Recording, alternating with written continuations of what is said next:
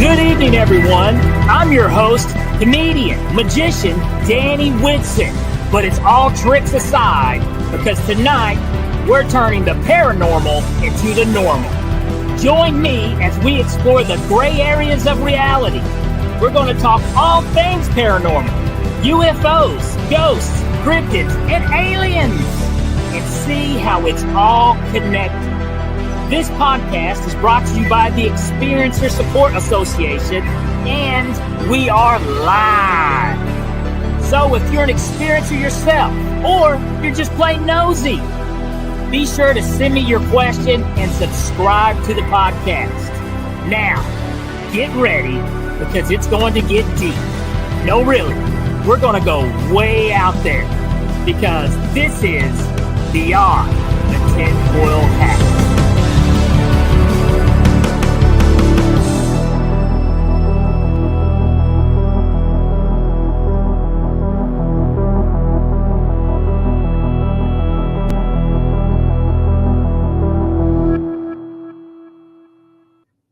What's happening, my paranormal junkies? Welcome to Beyond the TinFoil Hat. I'm your host, comedian, magician, Danny Whitson. And guys, we got a fantastic show for you tonight. But first, I want to give a quick little shout out, because starting next Monday, our very own Ryan Stacy, his podcast will be airing at 5 o'clock on Monday. Next Monday, under our new network, under the new paranormal network that Beyond the TinFoil Hat is going to be under. You could check out Ryan Stacy's podcast Monday at 5 o'clock called The Skeptical Sleuth. All right. And this is where Ryan's going to be making talking about maybe criticizing, being a little skeptical on some of these topics, but he'll definitely get down to the juicy stuff. So you want to check that out next Monday at 5 o'clock, The Skeptical Sleuth with Ryan Stacy. Then the next day, Tuesday, 6 p.m., Beyond the TinFoil Hat will be airing. So 6 p.m. next Tuesday. All right. So check us out, Beyond the TinFoil Hat. And then Monday, 5 o'clock, check out The Skeptical Sleuth. Okay. Also, if you guys have not done so yet, head over to Patreon, Heed the World -Patreon. All right. And check us out. Give a little donation, a little something goes towards your podcast. Everything helps. And in return, you get to check out some really cool stories and some investigations by Ryan. Definitely worth it. Only like $4. Totally worth it. Check it out. All right, guys. Tonight's guest is a very interesting one. She's an investigative author and a documentary filmmaker who has traveled the world exploring a variety of topics, okay, including the mysterious world of UFOs, okay? She has went in depth on the Billy Meier case and the wave of UFO sightings in Mexico. So, guys, let's give a big Beyond the TinFoil Hat welcome for Brit Elders. Hello. How are you doing, Brit? I'm doing well, Danny. How about you? Doing good, and welcome to Beyond the TinFoil Hat. This is exciting. Thank you. I tell you what, if you don't mind, though, do you care to let our viewers know a little more about you? Sure. I'm basically a writer. I love to write. Have been writing since I was a kid. Completed my first novel when I was in 8th grade, and decided at that point I didn't like nonfiction or fiction, so I went totally into nonfiction and became an investigator at that point. My husband and I have had a real investigation company. We had an electronic countermeasure company that dealt with keeping Fortune 500s and banks, financial institutions free of wiretapping and eavesdropping. And we did a lot of great work. We were working with some wonderful companies all around the world. And oddly enough, that's what led us into UFOs. So, okay, was there a situation or experience as far as that kind of got you guys there? Did you see something? No, a friend of ours, those companies were really uptight. This is back in the 70s. Nobody wanted to talk about UFOs or anything like that at that point in time. Betty and Barney Hill was still fresh in the minds of people. The whole concept of abduction was kind of scary to everyone. Travis Walton had just had an experience, and his was, again, rather scary to a lot of people. A friend of ours, a retired Air Force colonel, brought us some photographs and said, "This case is amazing." Well, we took a look at the photographs and went, "Too good to be true. They're too clear, too perfect." And we said, "Nope, you're on your own." So he went to Switzerland. He met with this individual that had taken the photographs. He came back and he said, "You got to get your company behind this." We had a business thing happening in London.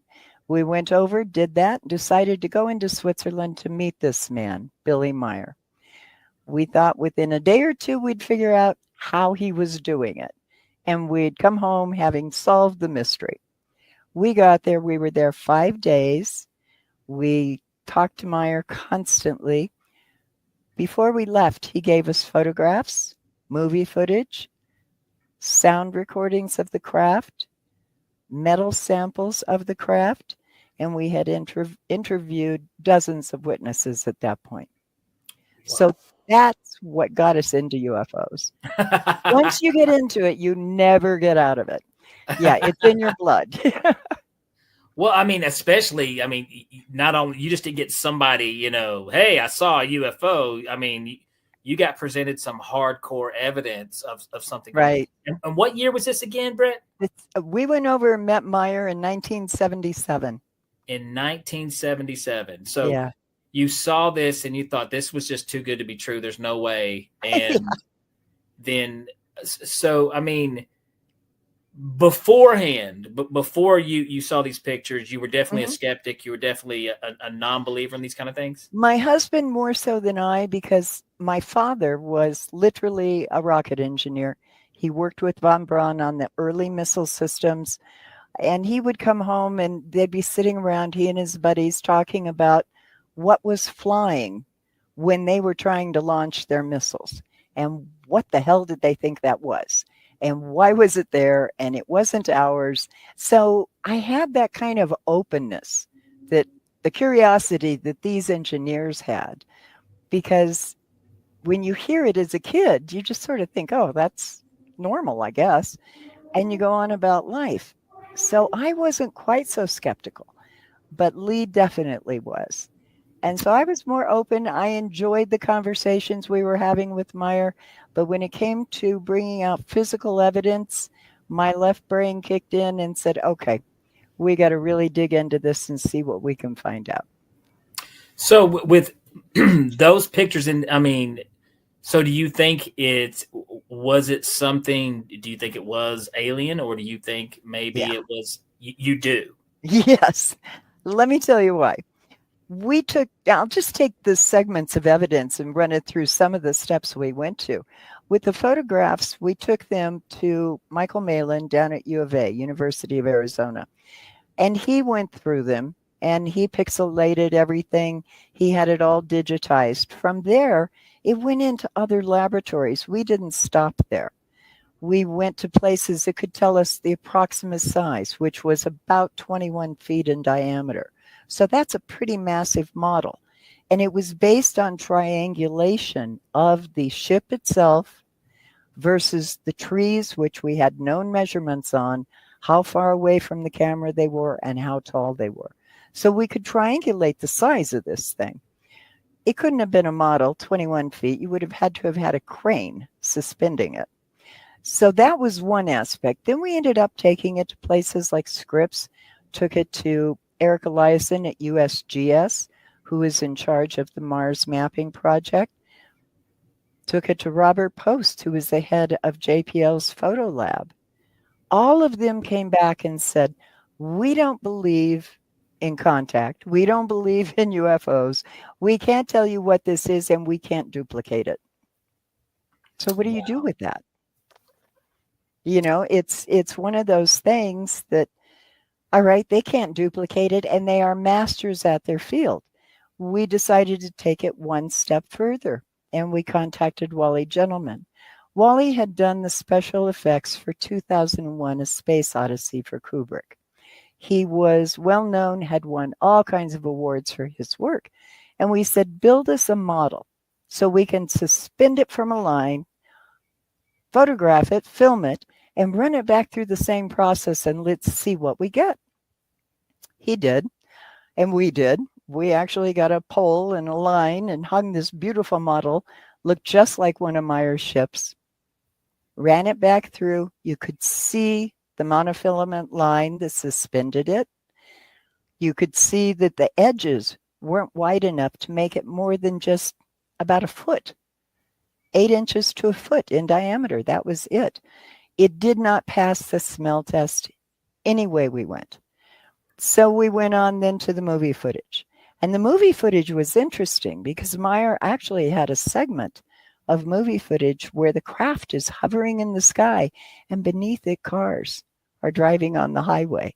So Wow. we had, again, known objects and unknown objects. So we could correlate. It was 8mm footage. It couldn't have been messed with, not like you can video. And back then, we didn't have any photogrammetric programs. It was extremely difficult. I mean, I Right. couldn't even imagine. And also extremely expensive to the means that you would have to do to make it. When you look at like the first Star Wars film and stuff, you would have to really go out there to Right. But so industrial light and magic was just getting started, true. back in the 70s, in the mid 70s. We didn't have cameras that took pictures. I mean, Billy used an old 35mm that he could operate with one hand because he had lost an arm in a bus accident. So all of this kind of added up and added up. Then we went to the sound recordings, and the audio engineers that we brought in were amazed. They said that there were so many frequencies, and they would just be screeching literally out there, and then they would converge into one frequency and then back out into multiple frequencies. We had a man that worked in Groton, Connecticut at a naval facility where they had all of the sounds ever recorded stored. He could not find a comparable sound. So we went to more engineers and said, what are you hearing? And they're saying, oh, it's resonating to the Schumann resonance of the earth. Oh, no, it's changing. And it was all back and forth. They could not explain it. They couldn't duplicate it. They couldn't figure out what it was worth, especially when they started really analyzing through the oscilloscopes what was happening. They thought had something to do with propulsion, but they weren't sure. And nobody knows. I mean, it's just one of those things we can only speculate about. Then we got into the metal, and this was fascinating to almost every scientist that looked at it. We took it to Marcel Vogel at IBM. Marcel had patents and all of this other work behind him. He was quite a metallurgist, and through a scanning electron microscope, he saw that the metal had a pure piece of metal and then crystalline structure, and then a pure piece of metal. It had not been heated and poured in the typical way that we mold metal today. It was done with a cold fusion process, and that fascinated him. And it had all these birefringent materials in it. Plus, it had something that was very unique, thulium, which is a rare earth element, very costly to extract, very rare on the earth, hard to find. How would Meier know to put that into a hunk of metal? So, I mean, that's just the evidence in a nutshell that was so fascinating to us that it just took us 7 years to get through that because there was so much there. Did this make your husband a believer? It did. It did. I think the thing that got him most was the metal samples, because Vogel brought in 42 other scientists from all over the place to sit down and go through his findings and then check it out, make certain he had done things properly. None of them could duplicate it. And to me, first of all, I love the way that you guys did approach that with an skeptic point of view, and you did, intense research to, and it's kind of hard. Like, a lot of people say, well, why would anybody lie about this? Well, human beings are giant pieces of crap. They lie about everything. Who knows why human beings lie about half the crap they do. Right. But the so a lot of times when I do see something too, I look at it and skepticize, Mm-hmm. and I think, well, how would I do that myself if I was to do this? But the thing that just intrigues me more than anything is the amount of evidence we have, and the amount of similar stories that we continuously get, and it's so it gets to a point where you just can't ignore that. That's right. And so, but now so this incident here, this was the main incident that got you guys running with what you do. Absolutely. Like I said, it took 7 years to get through this investigation, and it was very costly, very time consuming. Our company suffered from it because we wanted to find answers. But every time we found an answer, 50 more questions would pop up. So we were constantly, what else can we do? What can we learn? How can we move forward? Well, speaking of questions, bump, bump, bump, bump. Our very own Liv Light is in the house. And Liv always comes with the real deal questions, Britt. All right. Okay. So here we go. Hi, Britt. Did you handle the metal pieces yourself? How big were they? And did you observe anything unusual about the metal? Yes. And I'll tell you how big they were. And yes.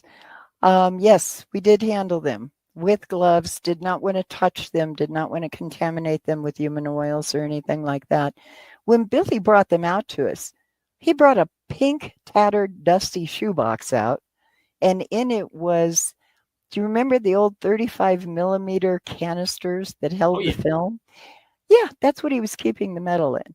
So he opened it up, poured it in the lid, showed it to us. We went, oops, put it back. Put it back in. And we brought it home. But when it was handled with people that had gloves on, and usually using forceps to hold it so that it wasn't, contaminated anyway. The size of it was there were 4 specimens we got. The biggest was about the size of a pencil eraser, the eraser on the end of a pencil. The smallest were little granules. The interesting thing about those granules, and they look like, super small BBs. But the interesting thing about them was that we were filming with the Japanese film crew, and we poured them out of the canister. Not all of them, thank goodness, but they started breaking apart when the lights from the Japanese crew hit them. The light was so intense and hot, just started breaking apart. Wow. We still, to this day, do not know why that happened. And it has been replicated once. We do know it can happen, but we don't want to take the chance of losing that piece of metal. So, yeah.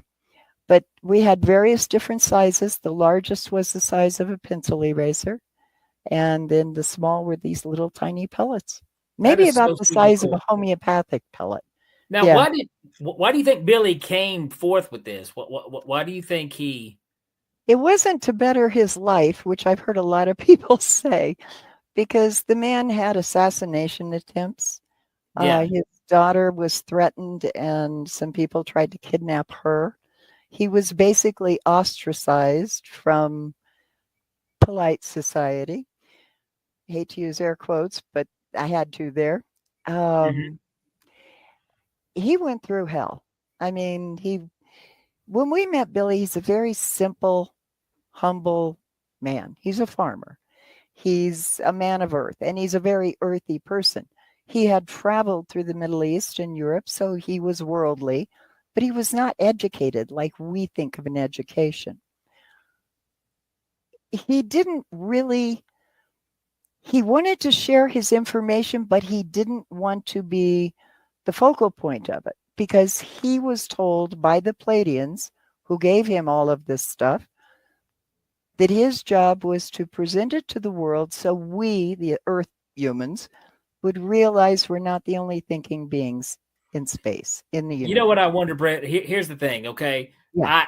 I totally get that. I don't see why anybody, there's a lot of guys like him that have come forward with evidence that aren't big blabbermouths like me. Why don't y'all show me something? Give me something. I'll tell everybody. I don't shut up, But it's a lot of times it is these guys are like, hey, I don't really want the limelight, but damn, I got to tell somebody about this. Right. I mean, I can name a lot, which Mm-hmm. makes you wonder. It's like, these guys don't seem like they're fame chasers. They don't seem like they're attention seekers. Right. So you think the motivation here is something that must it just may be like a heavy weight burden that they're carrying around. I couldn't imagine if I had like actual real evidence Mm-hmm. that there's other life out there that's visiting our planet, and I'm not telling anybody. That's just, to me, that sounds like just super important information. Exactly. And I think people that have this type of experience that Billy has had, they feel a responsibility to share it. And I would. I mean, if I had an experience like that, I would also be hesitant knowing what he's gone through and what others have gone through. But it's something you do have a responsibility to get out there to the world so they know what's going on. So do you think now earlier you said, what did you say just a moment ago? You said the Pleiadians? Is that what you said? Pleiadians, yes. Pleiadians. From the star cluster of the Pleiades. Okay, well, tell us about that. I want to know. Let's hear about the Pleiadians. The star cluster from the Pleiades are about 500 light years from Earth. It's a beautiful little sparkly cluster. It's chased across the sky by Orion's belt. And at midnight on November 17th, you can look straight up and they're right above you. The Pleiades system itself probably wouldn't support life without being engineered. The Pleiadians, the people from the Pleiades that talked to Billy, told him that their original home planet was in the system of Lyra, and that they had a lot of conflict on their planet, much as we have, and that they destroyed the planet. And in that process, many escaped and went to other places and engineered new homelands, new planets where they could live. But they had to engineer the oxygen content. They had to engineer the water, everything, before they could actually live there. So that's kind of the Pleiades in a nutshell. Yeah. So they need oxygen and water just like we do. They are physical beings and look very much like us. The one that he met first was named Simyasa. She had long blonde hair. She had blue eyes, very fair, almost a translucent quality to her skin. Wore a one-piece jumpsuit. Came out from the craft. They sat down in a field in Switzerland under a tree and talked for a couple of hours. That was the initial contact. Yeah. So this is where it's just, I mean, you know where I'm saying. I mean, it's just so. It's mind-boggling. It's mind-boggling. It's mind-boggling. So, I mean, I've heard different stories. I've heard the stories, or the people say there's several different types of races, and types of aliens that have come here and visit us. Why though, out of all of them, is it not common? We're not just walking around amongst living with each other. Yeah. That's a really good question that I don't have a good answer to. I do know that the Pleiadians told Billy they can only be around people of Earth for a limited amount of time. Me too. I totally understand. Then you'll understand this. They say humans have auric stench. In other words, our vibrational fields are so cluttered with garbage and, anger and frustration and hatred and all of that, we make them ill. Gosh. So if they do come to Earth, they can only be here for a limited period of time with people because it just makes them too sick. Billy says they turn around in their head, Well, we all know people like that too. Like, That's right. Like, I know people that I can only check in on once a month because I love them. But then it's like, okay, it's been 10 minutes. I'm done. Yeah, right. Okay, well, that makes sense. We stink. We stink Yeah, to the rest of the universe. our energy field stinks. Yes. Gosh, we're Mhm. awful. Gosh, that's okay. Well, so after Billy case, Uh-huh. did that set like a bug off? What did you guys? What was your next move? Yeah, we were involved in some other cases around the world. We started doing a lot of research into the history of various cultures around the globe that tie into the Pleiades. We got very involved in the 90s with Jaime Maussan in Mexico and what was going on down there. It was remarkable down there because it was a daily thing. People would be seeing UFOs and filming them. This was starting the very beginning of the 90s, still Well, going on today. tell us about him. What exactly was happening? Jaime Maussan is an investigative journalist. He used to be the host of 60 Minutes in Mexico. He was Okay. the editor general. He's a true journalist. He called us one time and he said, "You've got to get down here." And we went down and were amazed. We have to date well over 10,000 videos from Mexico of these anomalous objects in the sky. Can't be defined, do strange things, loop-de-loop around each other, right angle turns. So many people have seen them. They make front page headlines. Front page headlines when they are seen. They're on the news. People are talking about them. We don't hear anything about it up here. But down there, it's accepted. They go have parties on hills and wait for the UFOs to come in.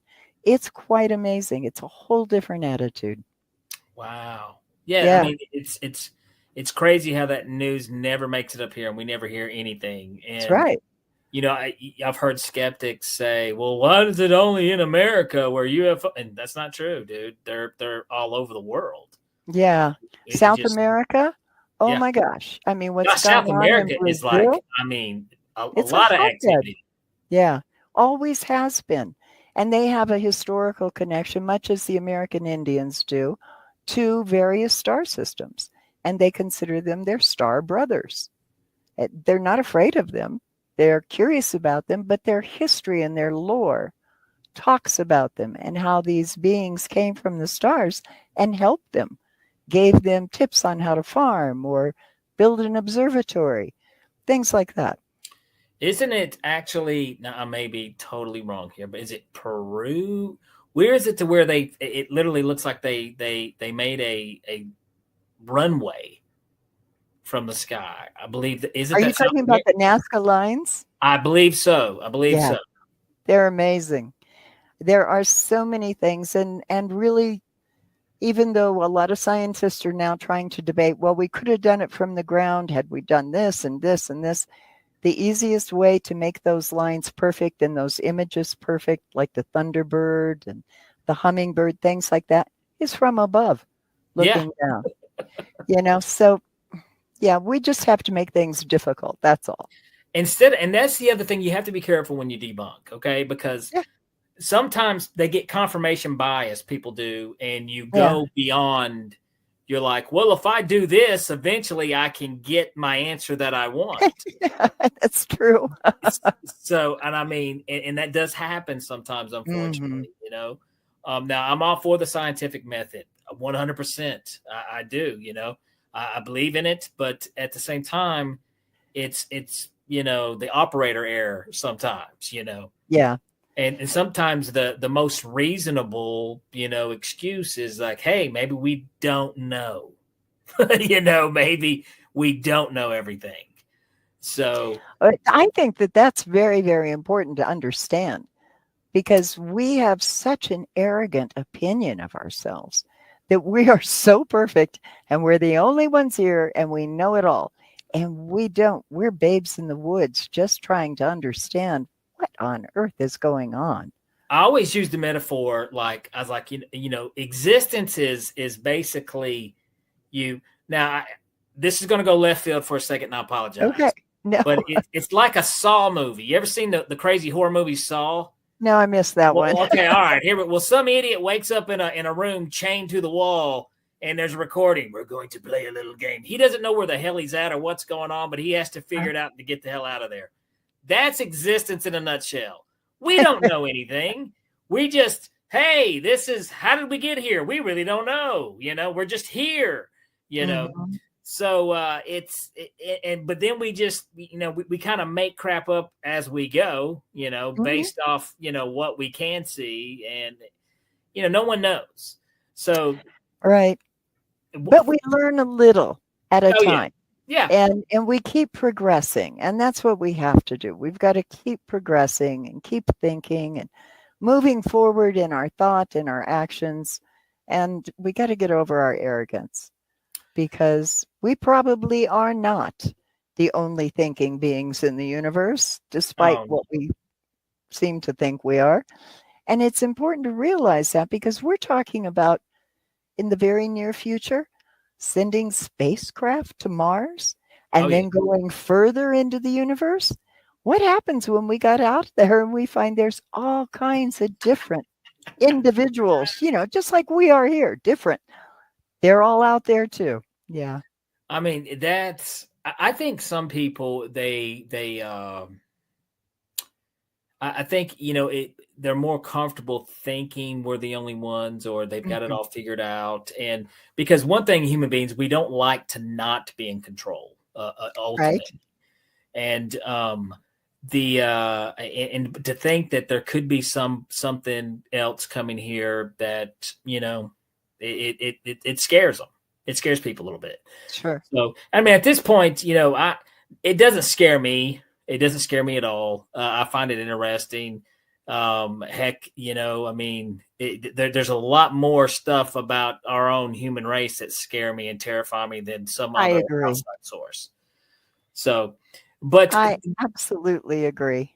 And now, but in your situation, this is what I always try to, picture, because I've heard a lot of stories, Britt. I've heard a lot of stories.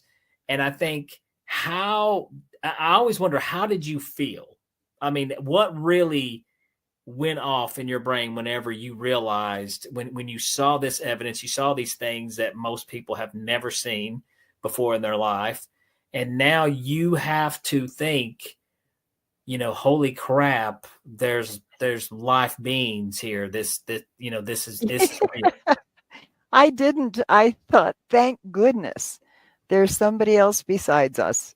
Now it makes sense. It made more sense to me. Because when you look at the night sky and all those beautiful sparkling orbs, how can you possibly think we're the only ones? So Yeah. to me, that just cemented, oh, wonderful. I'm really glad they're here.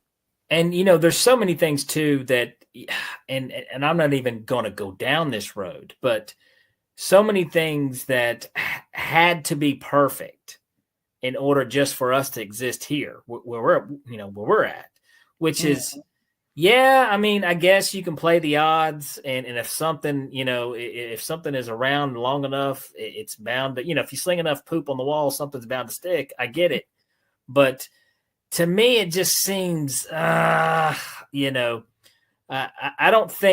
personally don't think that we would evolve to be able to question certain things if there wasn't a purpose for that wonder and for that. You understand what I'm saying? I do. So, I mean, we have hands for a reason. We have eyes for a reason. We have ears. So we have the ability to question our own existence for a reason. Exactly.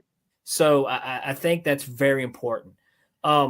What is your take like on what's going on right now? Because first of all, we live in crazy times right now, and it's pretty awesome that we do have some media outlets that take the UFO phenomenon very serious. Yeah. The first time, I never in a million years would have ever thought we'd had anybody testify in Congress. Wasn't that wonderful? To a degree. Yeah. So all these things, but what is some of your opinion on some of these videos that's being captured? What's going on right now? I think there's a lot going on and all over the world. I mean, thankfully, those Navy fighter pilots brought that footage out, were open about it, discussed it. I think everybody owes them a big tip of the hat and a lot of gratitude. I was very disappointed in the hearings because they just made it such a, oh, it's national security. We have to be afraid, blah, blah, blah, blah. No, don't be afraid. Want to learn. If they were going to hurt us, don't you think they would have done it by now? I mean, this has been going on for eons, not just the last few months. So get real. Look at what you can learn from it and move that way rather than being locked into the fear.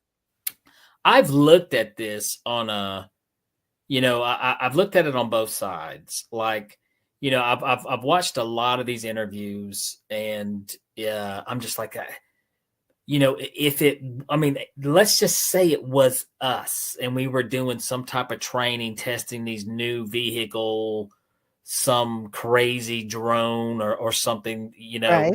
Why would we put our own men and women in danger?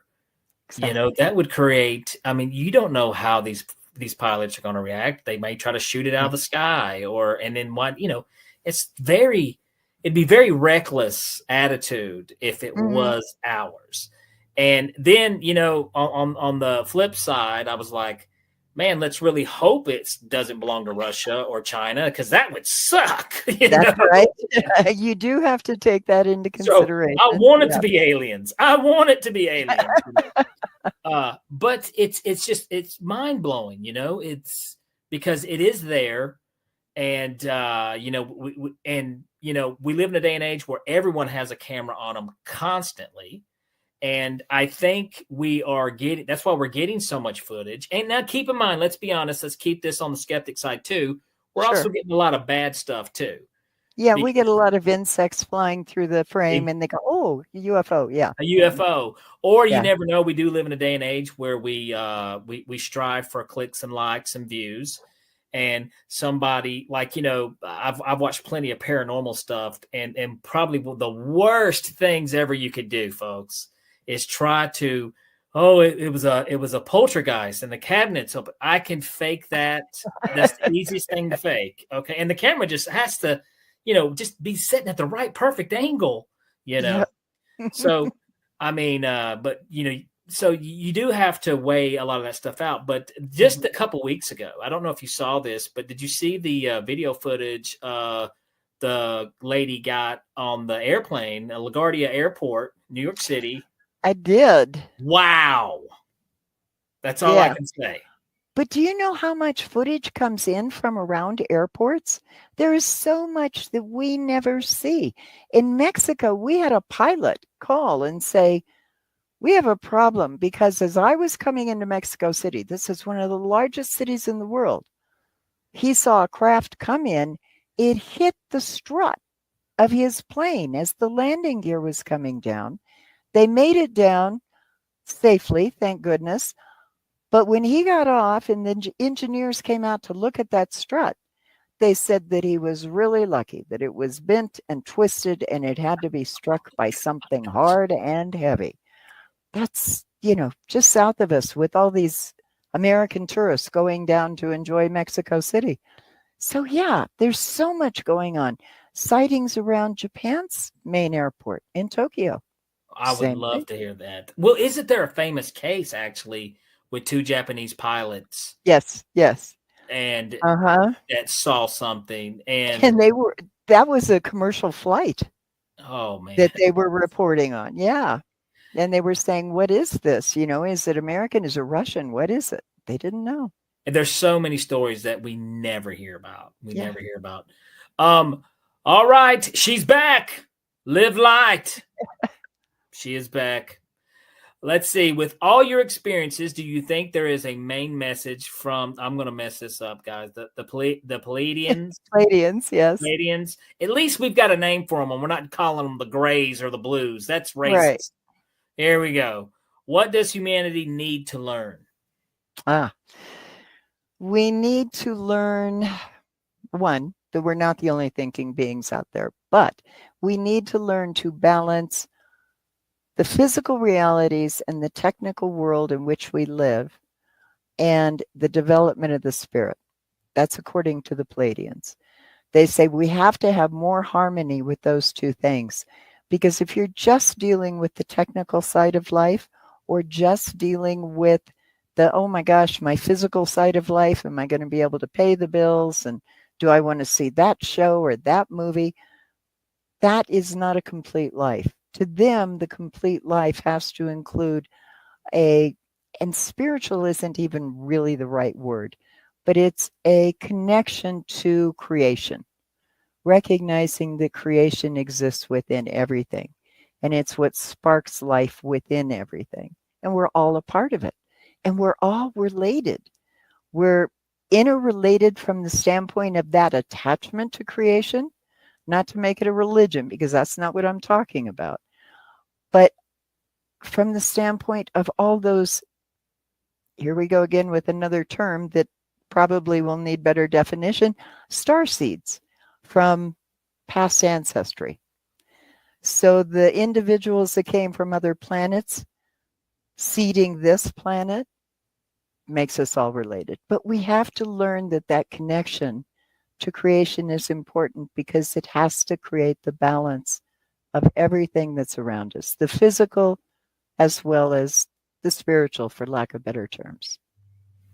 That's a fantastic answer. Star seeds. I totally buy that. I've always been a big fan of the theory. This is something, because I tend to think a lot about this stuff, Brett. So, have you ever heard a theory that maybe the reason why we're here is like we were like planted, millions of years ago, and whatever planet is here flew off and come back every now and then to check on us to see how we're doing. Exactly. And that's kind of their job. They go all over the universe or the multiverse and seed planets with life. But when you look through the history of different cultures, you find the Pleiades are primary. They're referred to as the seven sisters or the seven angels, the seven stars. Arcturus, Sirius, A and B, Zeta 1 and 2. What's the other one? Aldebaran. That's really all through history, all around the planet. And they're all talking about these beings that came from these places to help them improve, to give them some form of knowledge. But then they left so that we could develop on our own.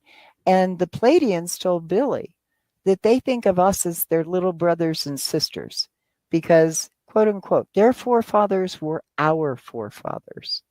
So they are saying that they were one of those groups seeding this planet.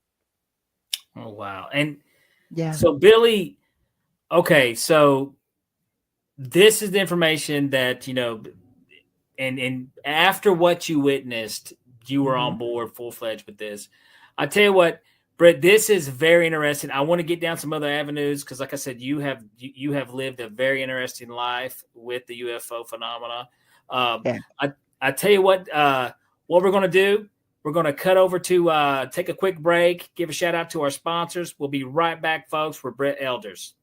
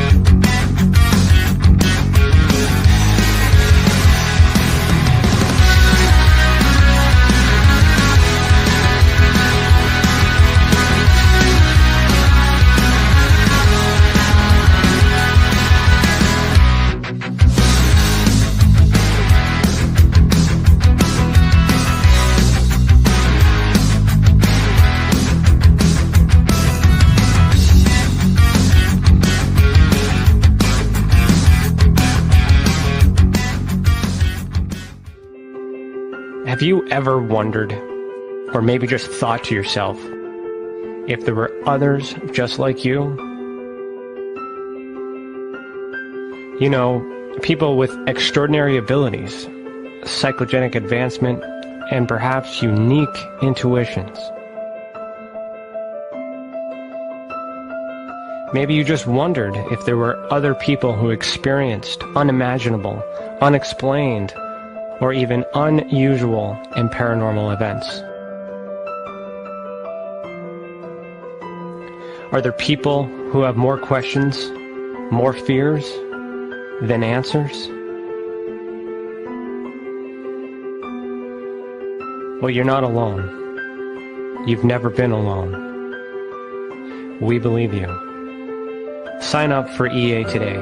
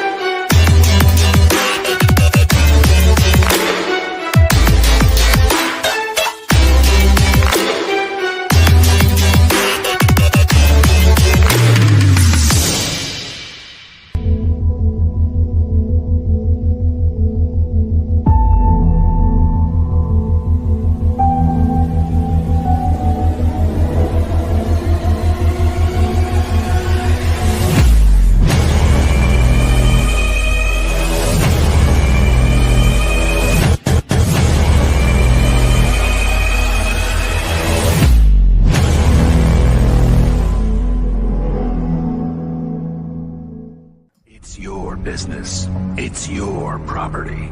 Your assets are worth protecting. Blacklight Investigative and Surveillance Services specializes in patrolling and inspecting residential or commercial property against fire, theft, vandalism, terrorism, and illegal activity. People and buildings are monitored to prevent crime. Keep your property, your people, and your assets safe from threat. Our elite staff are dual licensed private investigators and security guards. Blacklight Investigative and Surveillance Services. Go to blacklightiss.com.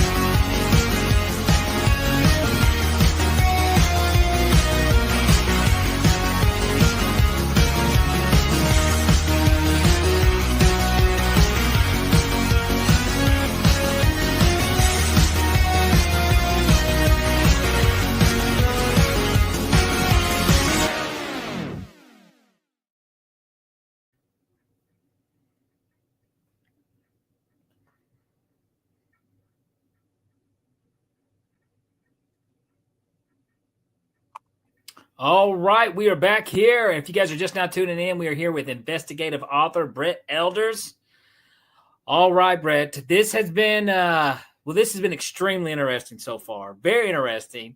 But you have done a lot of cool stuff. You've been to a lot of cool places. I do want to ask you this because we were talking earlier before the break, kind of how, the arrogancy, as all humans can be, but you have been all over the planet. In America, there is this, UFOs aren't real. This is all make-believe, ha, ha, ha. For years, that's how it has been. But like you mentioned Japan, you mentioned Mexico, some other places in the world. What's kind of like their take? I mean, is it the same type of arrogancy? No, not at all. Headset. Hang on. There we go. Yeah, I forgot this. Okay, no, it's very different. In Japan, people are very open to it. They have game shows about it. They talk about it on TV. It's not a big deal. They're curious. But then they have a culture that believes they came from the other side of the sun. So, and the same with the Chinese. The Chinese actually had a state-run magazine about UFOs years ago, where people could just pick it up on the street, and it had images that were taken in China, old images, new images, people's reports, things like that. Brazil, the same thing. The Brazilian government, very creative. They set up something like what we did here in the US, and they took it a different direction. Rather than taking in these reports and then saying, We can basically explain everything. They took the reports, put them out there for the public so the public could read them. Mexico, oh my gosh, it's remarkable what's going on down there. Has been since 1991, hasn't stopped, still going on. It's constant. Which Ecuador. is so wild to me because it's when it comes to the UFO phenomena, it's not open borders. Yeah. It's very segregated throughout the world, Yeah. So it would be very easy to think that it's just a United States thing. It's not. It is worldwide, literally worldwide. South Africa, we get reports from them all the time. Oh yeah, the Zimbabwe was it the Zimbabwe school or Yeah, but that happens all over. It's happened in other places away. Malaysia, they had a school full of sightings, kids coming out and seeing this thing and then going back in the classroom and drawing it. So yeah, it's all over the place. And we can't limit ourselves as curious humans, which we should be. We can't limit ourselves to saying, oh, it's just here and no place else. So it's a phenomenon that only appears in one area. It's everywhere. Why is it though? It seems like the United States government has the say so over the whole thing. It's like how come the Chinese government's like, no, hey guys, they're real, or the Russian government, how come Russia? No, they're real, despite what you guys say in Congress. I just wonder why.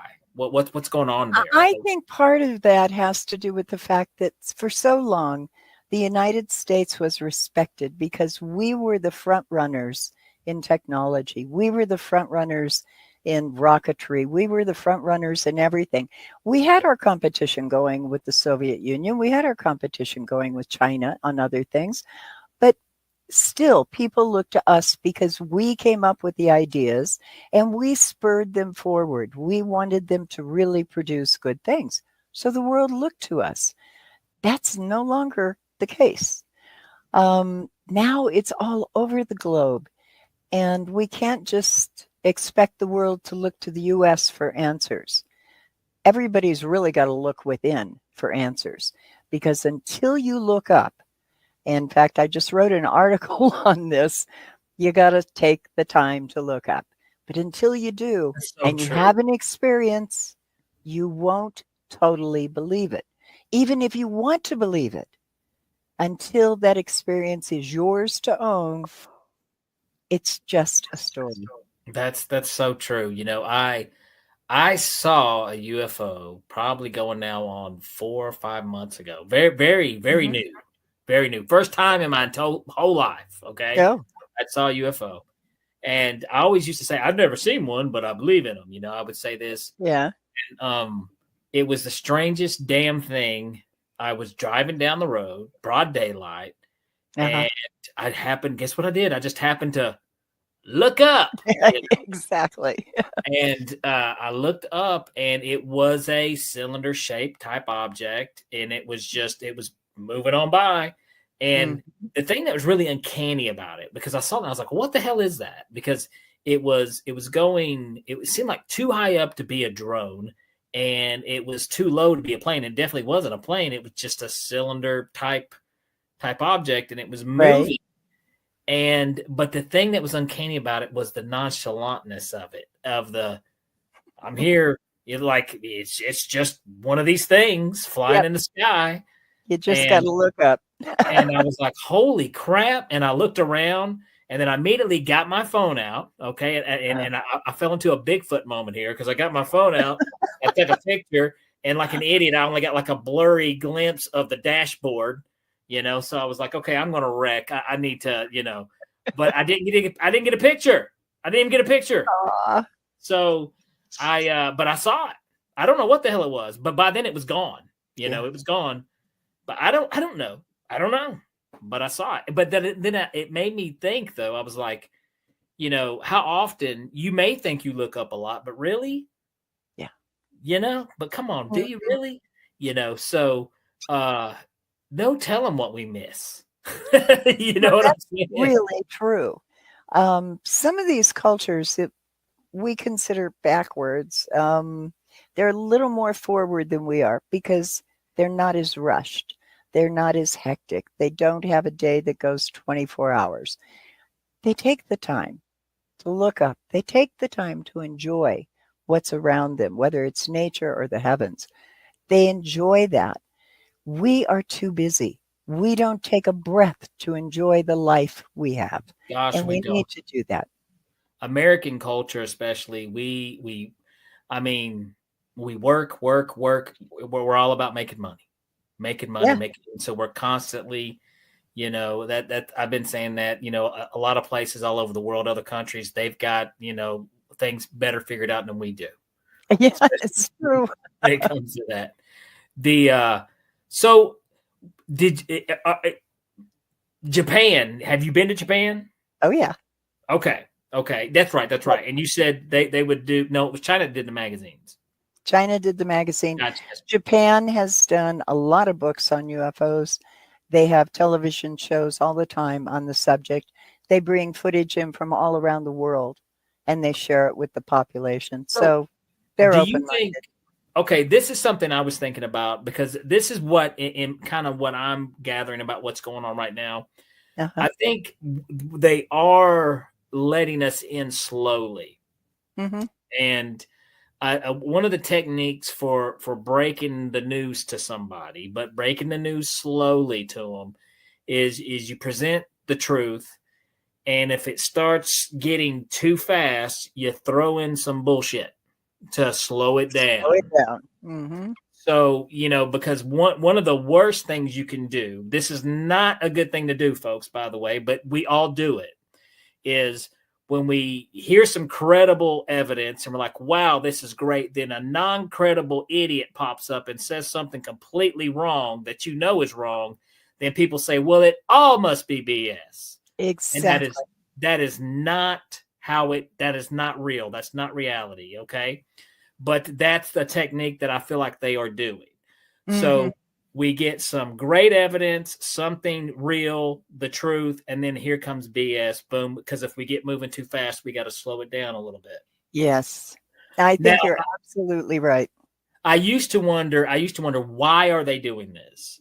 And why not just rip the Band-Aid off? Why not just let us all know these things? And I think there's a lot of reasons. And with you being around the world, I think a lot of cultures are more in depth with it, but there's also some cultures that I think religion plays a big role in keeping it back. Yes, absolutely. And I'm not just picking on Christianity. I'm talking about, you have other religions, that are fighting in the world right now, Right. So how would they react to something like that? Well, another thing, think of what would happen to the stock market.